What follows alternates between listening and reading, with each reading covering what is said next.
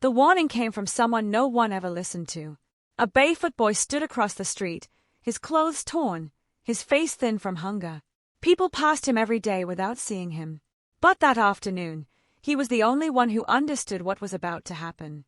Across from him stood a mansion. Tall gates, polished windows, a symbol of power and success. And walking toward it was a man who believed money could open any door and silence any doubt. "Don't go in that house." The boy's voice cracked through the quiet air, urgent and desperate. The millionaire stopped. For a brief second, their worlds collided, one built on privilege, the other shaped by rejection. What neither of them knew was that behind that door waited more than a shocking discovery. It was a truth rooted in prejudice, in assumptions, in a system that decides who is valued and who is invisible. Why would a homeless child risk everything to warn a man who had everything? And what could possibly be inside that house that would make a powerful man freeze in fear? Marcus Reed built his life on discipline, distance, and denial.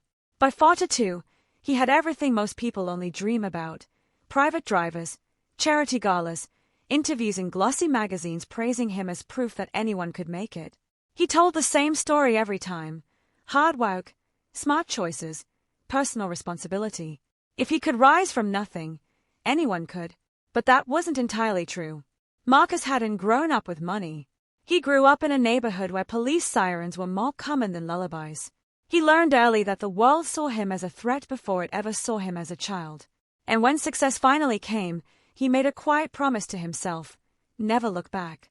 He moved into a gated community where lawns were trimmed like perfection and security guards nodded respectfully as he passed. Here, he wasn't a statistic. He was a millionaire, an exception. Safe. Or at least, that's what he believed. That afternoon, he arrived at the old house he had recently purchased, a property tucked just outside the polished comfort of his new world. The realtor had called it a smart investment, a quick renovation, easy profit. But as Marcus stepped out of the car, he felt it.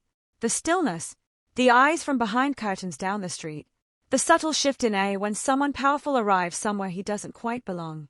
Across the road, the homeless boy watched him carefully, and for the first time in years, Marcus felt like he was being seen, not as a success story, but as something else entirely.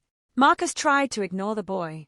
He adjusted his cufflinks, nodded at his driver to wait, and walked toward the front door of the old house.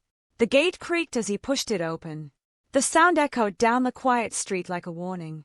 From behind him, the boy's voice came again, low, urgent. "Don't go in that house." Marcus stiffened but didn't turn around.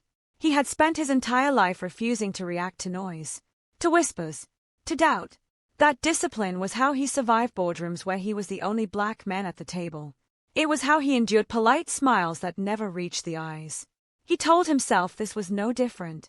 But as he reached the porch, he noticed something strange. Curtains shifted in the neighboring houses. A man across the street stood very still, phone pressed to his ear, watching. Not curious, not friendly, watching. Marcus slipped the key into the lock. The door opened to stale air and dust. Sunlight cut through the darkness in sharp lines. The house was empty, stripped down for renovation. No furniture, no sound. And yet, something felt wrong. He stepped inside. Behind him, tires screeched. Marcus turned just in time to see two police cars pull up sharply along the curb. Doors flew open. Officers stepped out quickly, hands already hovering near their belts. The neighbors' doors opened too. Marcus walked back onto the porch, confused but composed.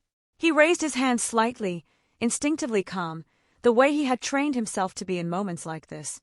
An officer demanded to know what he was doing inside the property. Marcus explained. He owned it.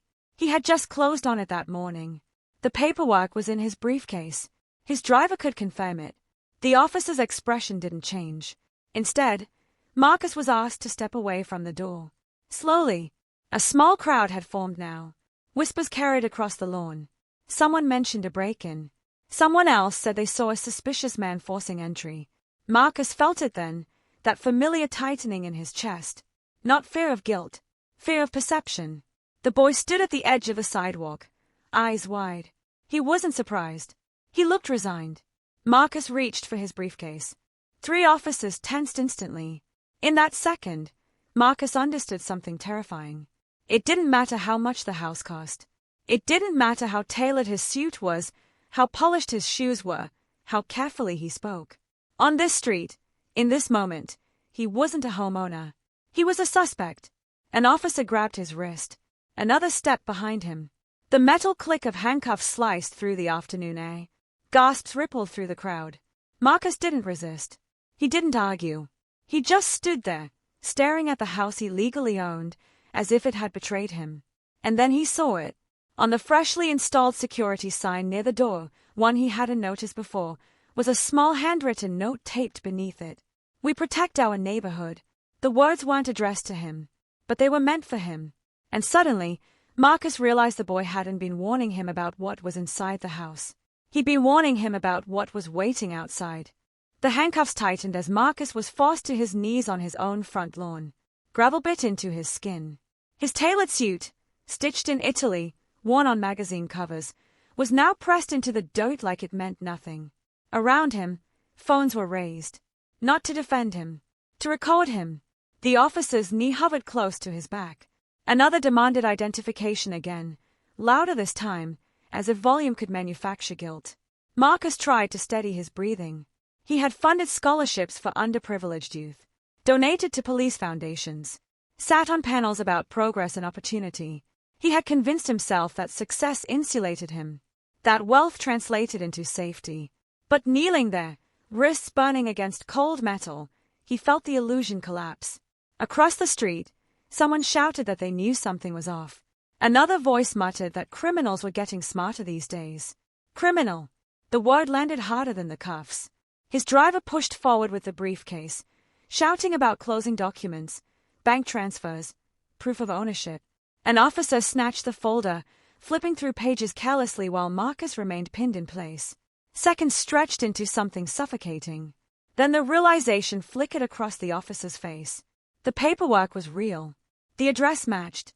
The deed bore Marcus Reed's name. A silence fell over the crowd, heavy and uncomfortable. The same neighbors who had watched him with suspicion now avoided his eyes. The officers stepped back. One cleared his throat. Another unlocked the cuffs without apology. Metal fell away from Marcus's wrists. No one helped him stand. No one said they were wrong. Across the street, the homeless boy stared at him, not shocked, not confused, just knowing. And as Marcus slowly rose to his feet, rubbing the red marks circling his wrists, he understood something far more devastating than the humiliation. This wasn't a mistake. It was a reflex, and no amount of money could buy his way out of that truth. Marcus didn't go inside the house that day, not because he wasn't allowed to, but because something inside him had shifted. The officers drove away. The neighbors retreated behind their curtains. The street returned to its polished, quiet normalcy as if nothing had happened. But Marcus stood there a little longer, staring at the doorway he legally owned, feeling like a stranger to it. For years, he had believed success was the ultimate shield, that if he worked hard enough, earned enough, gave enough, he could step outside the reach of prejudice. He told himself racism was shrinking, fading, becoming a relic of a harsher past. But on his knees in the gravel, he learned the truth. Racism doesn't always shout. Sometimes it whispers. Sometimes it smiles. Sometimes it calls the police before asking a single question. Marcus picked up his briefcase and walked across the street, not to confront the neighbors, not to argue, but to stand in front of the one person who had tried to protect him. The homeless boy hadn't warned him about danger inside the house. He had warned him about a world that still decides who belongs, and who doesn't. In the weeks that followed, Marcus didn't sell the property. He turned it into a community center, legal aid workshops, financial literacy classes, conversations about bias and accountability. He stopped pretending the system was fair and started using his voice to challenge it. Because humiliation can either silence you or wake you up.